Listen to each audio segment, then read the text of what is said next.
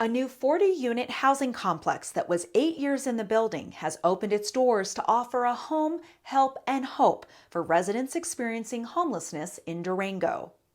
You're watching the Local News Network, brought to you by Express Employment Professionals and Closets Plus. I'm Wendy Graham-Settle. Housing Solutions of the Southwest celebrated the grand opening of its new permanent supportive housing complex in Durango with a ribbon-cutting ceremony, open house, tours, and tears of joy and relief. Relief that an 8-year odyssey to complete the project had finally concluded. The real work begins when residents who have suffered from homelessness or housing insecurity begin to move in and put their lives back together. The complex is called Espero, for hope, and it's the first permanent supportive housing complex in Durango. The model is based on the premise that residents cannot overcome homelessness and the problems that led them there unless they have housing first. Once they have a permanent roof over their heads, residents will be offered services on site, including medical and mental health services and help with finding the community resources they need to get their lives back on track.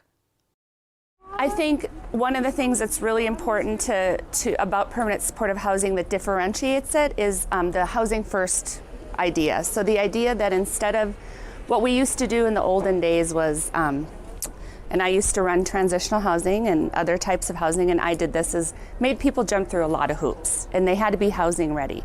And this is really an acknowledgement that people can't really work on stuff in their lives until they have safe, stable housing.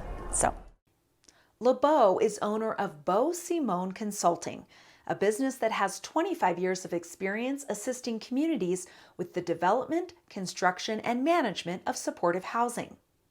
During his presentation at the grand opening, Southwest Housing Solutions Board President R.J. Reiger said the project took 8 years to become a reality because of the dozens of local, state, and federal agencies, foundations, and donors involved in its funding, construction, and management.